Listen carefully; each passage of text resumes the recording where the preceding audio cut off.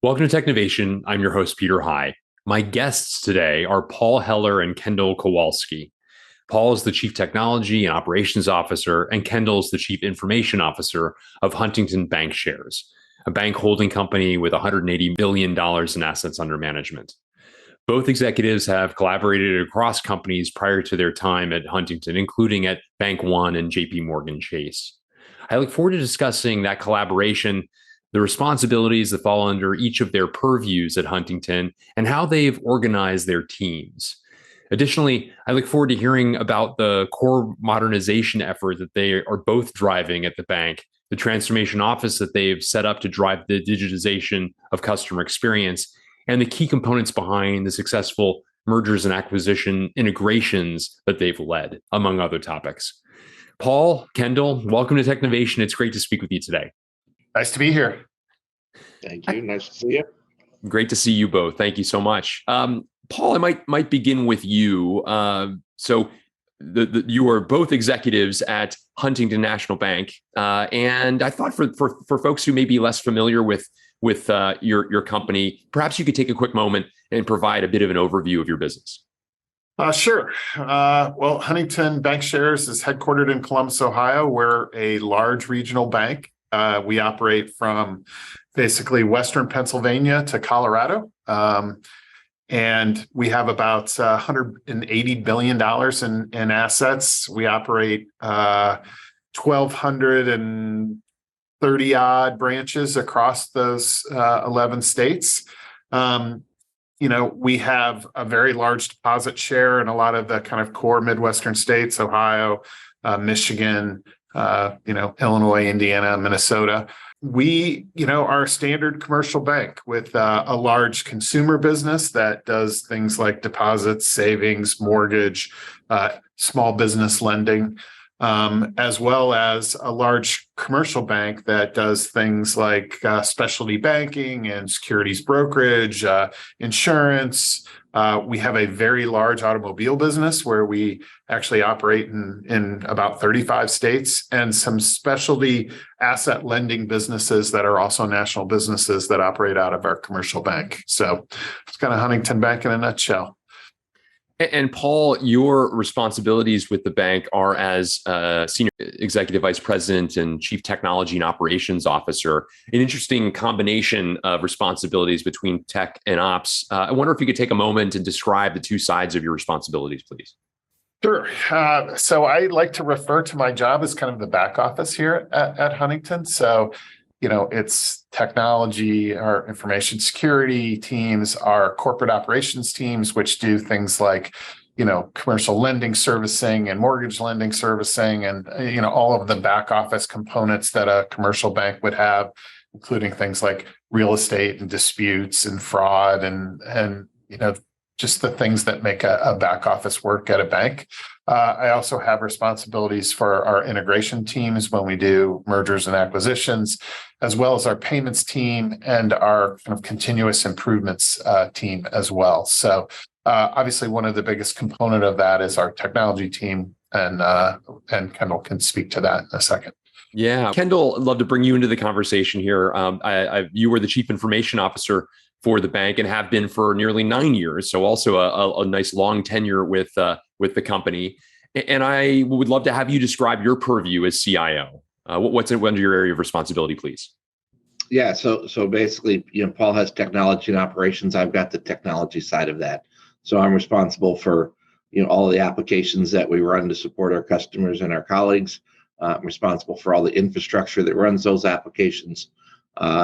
Responsible for all the application development, architecture, and basically technology operations of the applications that we run. So, across every line of business, right? So we've got, websites and applications supporting commercial customers, consumer customers, all of our auto, RV, marine business, all of our lending businesses. So, if you look across all the products and services that we support, my team has all of the technology that provides those capabilities.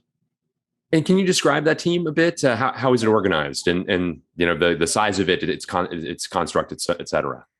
Yeah, so our technology team is just shy of 1,200 colleagues, and we augment that with around 800 contractors. So all in all, there's about 2,000 people, supporting the technology of the bank. Yeah, there's kind of two components of how we align. One, there's the verticals that support the lines of business. So we've got alignment to the consumer bank, to the commercial bank, to the corporate systems. So all the HR, the internal systems that run the business for the bank. And then we've got horizontals that basically provide shared services across all of those different areas. So all the technology infrastructure is managed by our CTO, who does all infrastructure for every one of those lines of businesses. And then we've got our architecture and our middleware teams that provide common services that all of the application teams leverage. Very, very interesting. Thank you for that overview. And I know one of the areas that you and the team have been focused on is core modernization. And certainly especially for organizations born before the digital age, a very important set of activities for, among other reasons, resilience and ensuring that there's greater degrees of scalability and better performance across the tech stack, et cetera. Talk a bit about what that's constituted and how you've thought about the sequence of events from a modernization perspective, please. Yeah, so I think we've done a good job of maintaining our technology currency above the core systems, and we've really done a good job of providing resiliency and scalability in those core systems. But our challenge has been how do we integrate and deliver capabilities faster, right? And so as the technology evolves, as the competition evolves with fintechs and whatnot, getting new capabilities to the customers faster becomes a challenge with these legacy technology stacks. So what we've done is we've embarked on an effort called our core modernization, and it's really about modernizing our tech stack from top to bottom to make our capabilities available, whether it's to our internal systems or whether it's to partners for faster integration through an API stack. So we're working to pull all of this business logic out of a monolithic COBOL stack on the mainframe, put it into a more modern stack that more conducive to an agile delivery, continuous integration, continuous delivery model, and then make it available in a secure way, both internally and externally, so that we have an ability to partner with the fintechs or the other financial institutions to get capabilities out to market faster. And I think the other thing to throw on top of that was we spent a lot of time, probably 5 years ago, taking a look at should we just replace the whole core. And we actually brought in a third party that helped us do some research across other companies that had gone through that journey. And what became apparent from that research was there's nothing the matter with our core. It actually is relatively inexpensive to run. It's just there were certain pieces of it that were hard to change. And so when you take a look at, should I just replace the core wholeheartedly? That may have some advantages, but it's a big, big task to the organization to replace that. We thought it would be faster for us to actually look at those components that were slow, pull them out, put them on a more modern stack, as well as provide the API integration that Kendall had just mentioned. And that would position us to do things much faster in the context of the bank at a much lower cost. And when we got to the point that we want to replace the core, we've kind of extracted out all of those areas, and that migration to a new core would be a lot simpler and faster when we got to that point.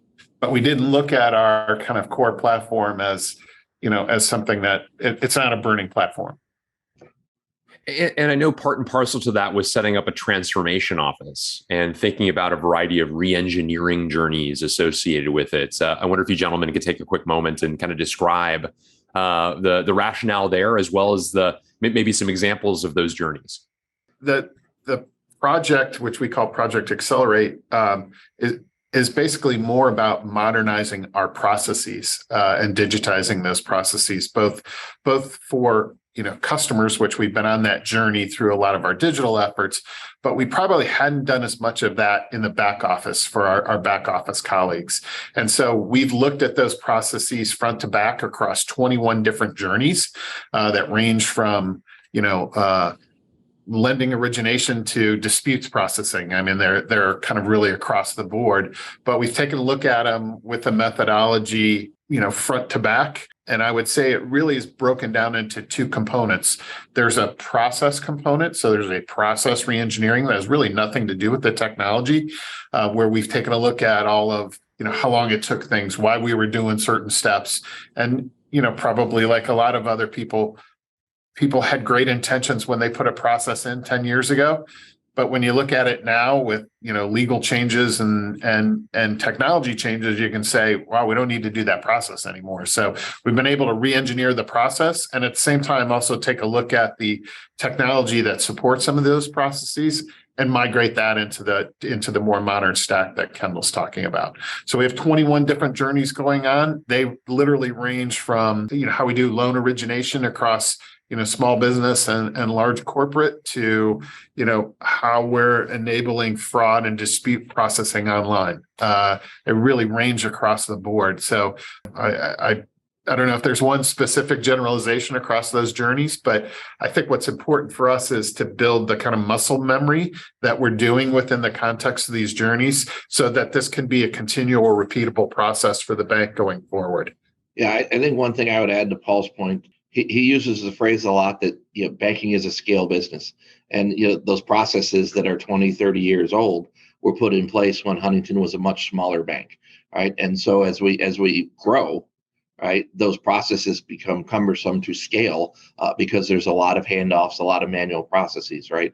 So along with the process re-engineering that the transformation office is doing to kind of rethink how we service the customers and the transactions, we're putting the technology behind that to put in automation, to move data seamlessly, to put in robotics so that we can replace, human touching and automate a lot of those processes to just drive efficiency and really drive scale as we grow.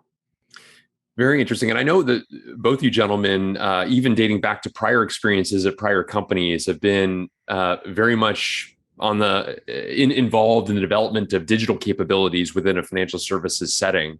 And I wonder, maybe Kendall, staying with you for a moment, as you think about the needs of customers in a traditional sense, in branches and perhaps doing business over the phone and so forth, but then complementing that through digital means, how do you think about customer experience, the evolution of customer experience, given sort of renewed or perhaps enhanced emphasis on the digital component of connecting with customers? Yeah, I mean, if I think back 15, 20 years as we started to build out digital capabilities for customers, it was really all about just making things available to the customers where they're at. Right? As the technology has evolved and as the customer experience and the capabilities have evolved, it's really about how do I make the customer feel like an individual and tailor their experience to them, right? So you'll see we're investing, in a lot of in our data ecosystem.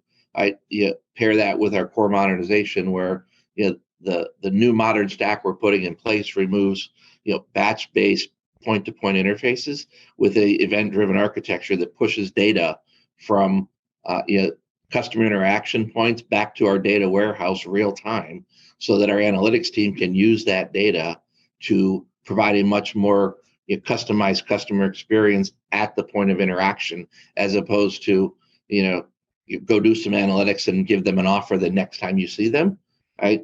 So customers are expecting their interactions to be much more personalized, much more relevant to them, and so it's evolved beyond just let me go pay this bill or let me go do this transfer to make offers that help me manage my financial life. But I think it's also important to understand that we're not forcing our customers into that digital journey. We believe that we're a people-first, digitally powered bank. We want to make sure that we're supporting our customers regardless of the channel they go through. Obviously, we would love for them to be purely digital, but the fact of the matter is people aren't always digital, and they have needs that are sometimes real time. And we still have We're still optimizing our branch network as well as our call centers to understand exactly how customers interface with us and provide them a seamless mechanism to go across all three of those when they need to, whether that's online, mobile, the call center, the branch. At the end of the day, it's about making sure that regardless of where they interact with us, we're doing it in the most effective and efficient manner for them. And Paul, you mentioned at the outset a bit about the scale of the business, $180 billion in assets, over 1,200 branches across 11 states. I know a lot of that growth has come through acquisition, and you all have a pretty good kind of roadmap and blueprint when acquiring organizations to ensure that they are, ingested and become part of Huntington in an appropriate way. I realize there's all sorts of different facets to that, but I wonder if you can share a few of the key components to ensure that as you're acquiring organizations, that those acquisitions are accretive. Yeah. So, we have a well-defined process, and that well-defined process involves both banks, when there's an acquisition that goes on. So it's a matter of building the right teams on both sides so that we can integrate cultures on both sides and making very quick decisions about what the target is. So we believe that there should be a target. And that's a fundamental strategy that we're going to convert to one system or another and take that expense out, based on that. So the methodology's got a process of building teams, evaluating technology, picking the best one, regardless of who the target, which bank had the better, technology. And, by going through that process, we get the best of both companies as we go forward in that scenario. And then we actually have a very rigorous process around, mapping, conversion programming, mock conversions, and we execute that religiously across every one of these scenarios in a pretty rapid fashion. We've done these last two conversions, which happen to be, relatively large integrations, in a 9 to 10 month period. Where we're seeing some of our peers take as long as 2 years to do those integrations. So we believe it's a core skill set of our team. And, frankly, I think over the last couple of integrations, we've proven that. Very interesting. Kendall, I wanted to ask you, the two of you have been colleagues across multiple organizations now, Bank One, JP Morgan, now, of course, Huntington. And I'd love to, maybe in your own words, find out a little bit more about your collaboration. It's kind of rare that you see a leadership group work together across, three different entities through acquisitions, through a lot of, I'm sure, trial and tribulation. Clearly, this is a special relationship that's worked for an awfully long time. How would you typify it? Yeah, I mean, I guess I would say it really stems from a couple of things. One, I think Paul and I both operate in a similar manner, which is get stuff done, right? So we go figure out what are the problems, break the problems down into manageable chunks, and then go ruthlessly execute, right? So I think from an approach perspective, from how we tackle the problems, how we see the culture of IT. I mean, Paul talks about if something goes wrong at the bank, it's usually his fault. We kind of take the attitude of it's our responsibility to make sure everything goes right regardless. And so I think that shared perspective of how we should run the place, right, putting the customer first, delivering on our commitments and making sure that we're driving the most efficient operations for the bank, has been a mutual goal and a set of mutual respects over the past several years. I think we've been very fortunate to create the right kind of team atmosphere that's allowed us to bring lots of people across those three entities here, and we feel very good about that because I think it's a great sign when people actually follow that team because it's been successful and they feel good about it. That's what we are trying to build here. I was also going to ask you, each of those experiences were across time in Columbus, Ohio, which is, I think, for, many people wouldn't realize that has been a financial hub among many great businesses across a variety of industries, significant retailers, major insurance companies, et cetera. But I'd love for maybe, as two people who have such now professionally at least deep roots in that area, for you to describe the tech community within Columbus. Yeah, I think we're awfully fortunate in the fact that we have a major university here, which is, major research university is certainly helpful in developing talent, and having the Ohio State University here is certainly helpful to us. But Columbus as a whole is also a nice place. You mentioned, obviously Chase has big operations here, but there's lots of financial services company and insurance companies that are here. And there are a number of corporate headquarters here, which obviously with those headquarters usually becomes, big operational shops and normally IT related shops in those scenarios. So that's been quite helpful to us. We're also blessed in the fact that Columbus is the fastest growing city in the Midwest right now. Intel just decided to build their chip operations here. Honda just announced their electric vehicle and battery plants in this area. So I think it's got a nice environment and a great talent base that those people are picking this for their new locations. And I think the talent in the town is helpful to that. At the same time, there's talent everywhere, and we want to make sure that, we're leveraging that through, many of the other areas that we happen to operate in, whether that's, Chicago or Minneapolis or Denver. I mean, we're not shy about leveraging talent outside of this particular area, but Columbus happens to be a great place to do what we do. Yeah, and to Paul's point, I mean, it's a great place to live and a great place to raise a family, right? So I think there's lots of tech talent, but there's lots of things outside of the financial services opportunities here, for you, personally. Great overview, certainly. Kendall, I was going to ask you, as you look to the future, are there trends that particularly excite you, areas that are making their way onto your personal or professional roadmap that you'd highlight? Yeah, I think just the evolution of technology is really, I met with my team yesterday and we were kind of talking through what are the priorities for our IT team, right? And for me, it's really about, how do we leverage technology to deliver better outcomes for our business. So, we're constantly evaluating the how do we run the shop, right? Where do we have excessive overhead? Where do we have excessive pain points? Right. So we look at our internal colleagues' experiences. Right. We monitor everything, and we're looking for ways to not just react, but get more proactive with the automation tools that are available to us. So I think evolving from an older technology shop to more advanced, putting analytics around our trouble tickets, moving workloads to the cloud. I think one of the examples that we talked about the other day was, I have a particular application that runs financial reporting for the bank, right? And it's basically a compute hog, and it's a compute hog about 6 times a year. So we had over 300 CPUs running reports 3 times a year. We moved that workload to the cloud, and now 6 times a year, I can ramp up to the capacity I need, right? And every other day of the year when it's just running, I can ramp that down. And I haven't sunk 10, 15, $20 million into hardware to sit idle 87% of the time. So you're just seeing the evolution of technology, using the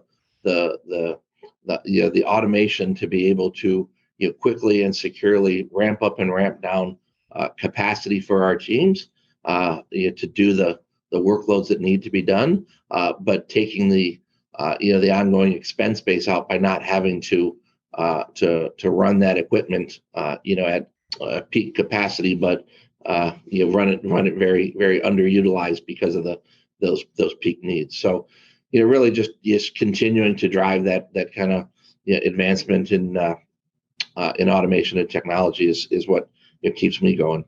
Yeah, I think the development style that we've integrated much closer with our businesses than maybe we had traditionally done. And as a result of that kind of very agile approach to things, I think we're integrating both technology and lots of components of our operations upfront into those projects and bringing a set of maybe skills and thoughts to the beginning of the project process by really tight integration with our businesses, I think is allowing us to create new and unique products faster than maybe we've done in the past. The last question I wanted to ask each of you, as executives who for quite some time have occupied large seats, so to say, areas of responsibility within your organizations.